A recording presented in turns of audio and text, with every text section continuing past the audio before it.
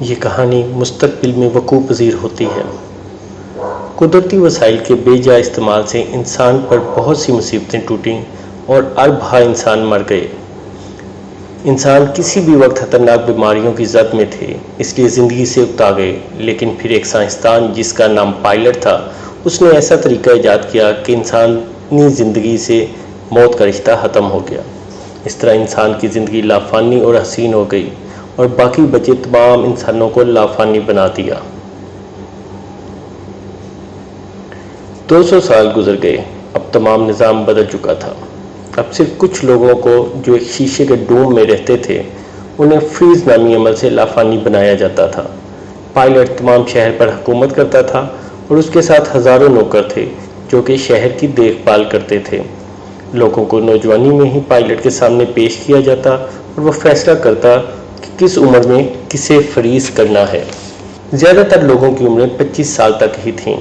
اس طرح شہر لافانی لوگوں سے بھرا ہوا تھا اور بقایا لوگ بھی لافانی بننا چاہتے تھے۔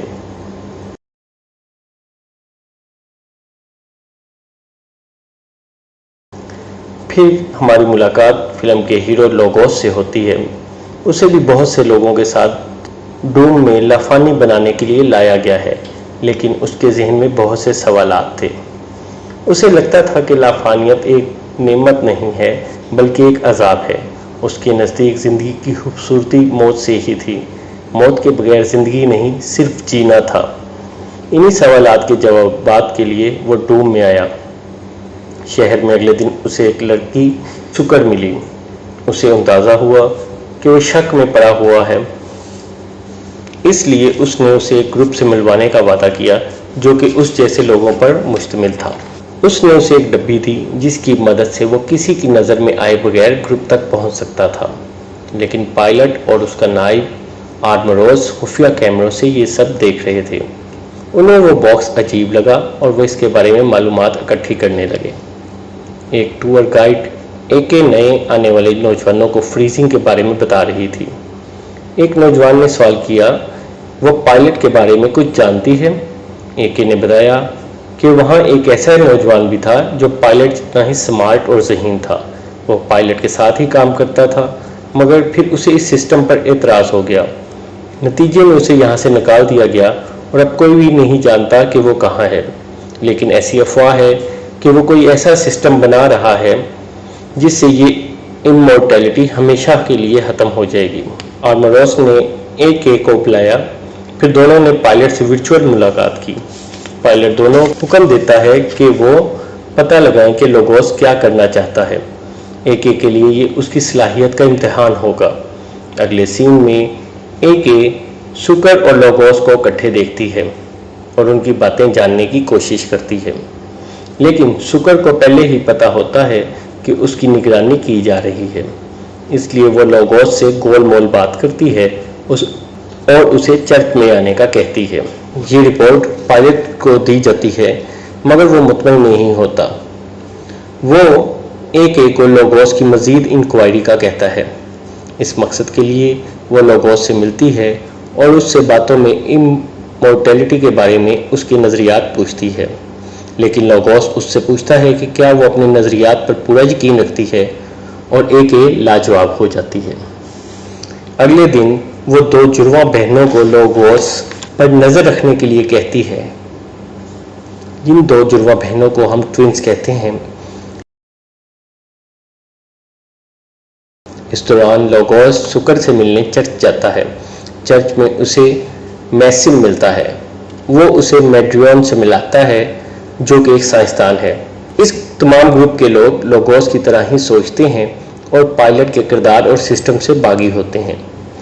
یہاں لوگوس کو پتہ چلتا ہے کہ لوگوں کو ہر روز ایک مینٹیننس نام کی دعا دی جاتی ہے تاکہ وہ فریزنگ کے لیے تیار ہو سکیں۔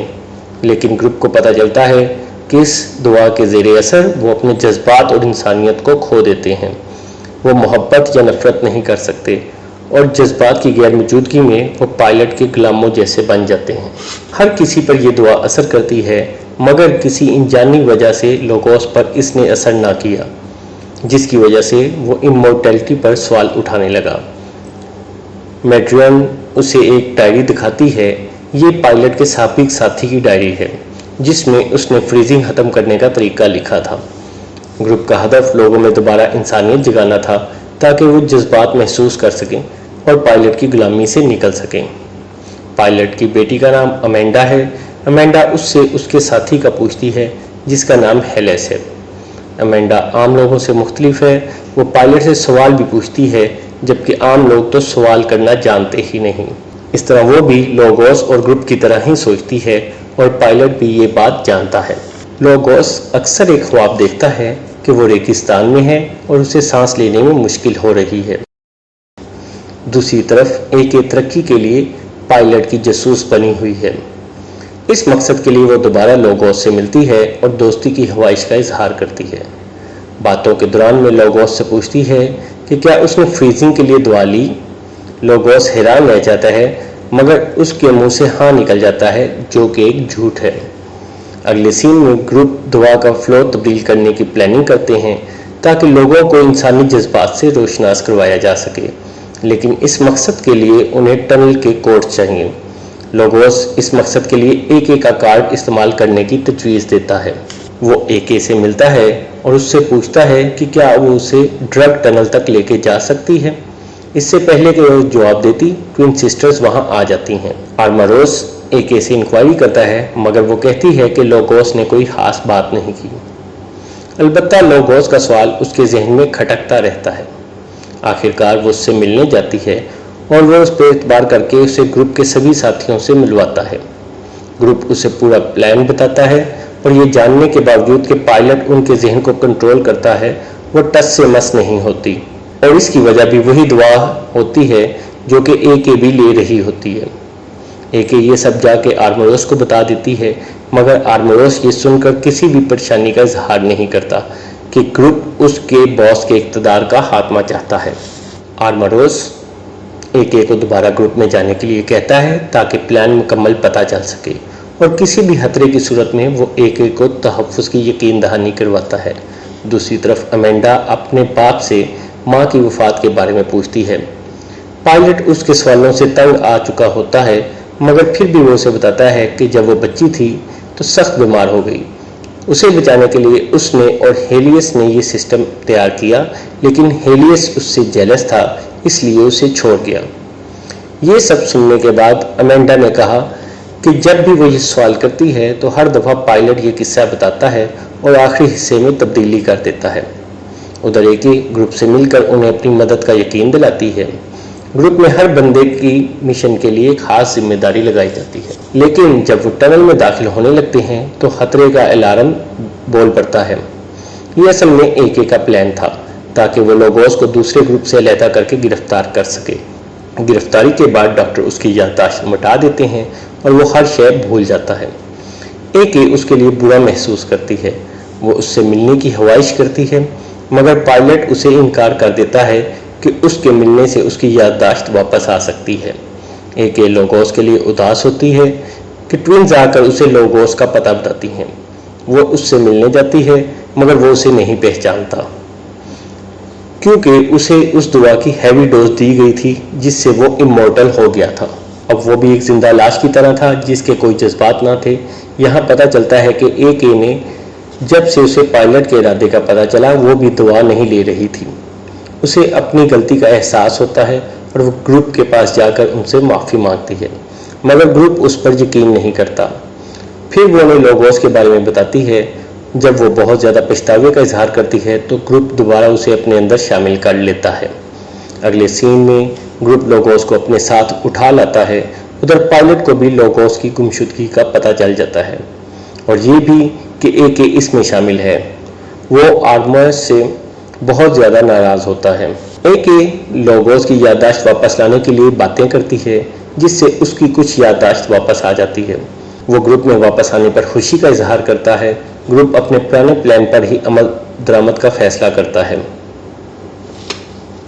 AK چونکہ باغی ہو چکی ہوتی ہے اس لیے وہ ٹوینز سے مدد کے لیے کہتی ہے۔ ٹوینز مدد کرتی ہیں اور وہ انڈر گراؤنڈ فیسلٹی میں پہنچ جاتے ہیں۔ وہاں وہ پروگرام کو تبدیل کر دیتے ہیں اور وہیں انہیں ڈیفیوزر ملتے ہیں جن سے امورٹیلٹی ختم کی جا سکتی ہے۔ اس کے بعد تمام گروپ پہاڑوں کی طرف چلا جاتا ہے ताकि वो पायलट से बच सकें। लोगोस वहाँ डिफ्यूज़र का खुद पर इस्तेमाल करता है मगर वो बेहोश हो जाता है, जिससे सब बहुत परेशान होते हैं। मगर कुछ घंटे बाद उसे होश आ जाता है। एके उसे बताती है कि असल में वो उसे पसंद करने लगी है। लोगोस भी उसे पसंद करता है। ग्रुप को पता चलता है कि पायलट आज एक नया प्रोग्राम लॉन्च कर रहा है जिससे उसकी इंसानों पर गिरफ्त और ज़्यादा बढ़ जाएगी। वो अपने वाम से डायरेक्ट खिताब करता है मगर ग्रुप सिस्टम को हैक कर लेता है और लोगोस स्क्रीन पर आकर सबको बताता है कि पायलट ने जो सिस्टम बनाया था वो गैर इंसानी है। वो उन्हें एक दफ़ा आज़ादाना सोचने की दावत देता है और कहता है कि इससे हर शय वाज़ेह हो जाएगी। ये तकरीर सुनने के बाद आर्मरोस पायलट को कोई कदम उठाने को कहता है मगर पायलट को यकीन होता है कि उसका सिस्टम इतना ताकतवर है कि लोग आज़ाद नहीं हो सकते। इसके बाद एके भी डिफ्यूज़र का इस्तेमाल करके मोर्टल हो जाती है। इस मौके पर अमेंडा सामने आती है और बताती है कि हेलियस ने मरने से पहले अपने तमाम जज्बात और ख्यालात उसमें मुंतकिल कर दिए थे, इसलिए असल में वो ही हेलियस है। आखिरी सीन में पता चलता है कि अमेंडा ही वो तुर्प का पत्ता है जिससे सब कुछ नॉर्मल हो सकता है, इसलिए ग्रुप को यकीन होता है कि एक दिन सब कुछ नॉर्मल हो जाएगा।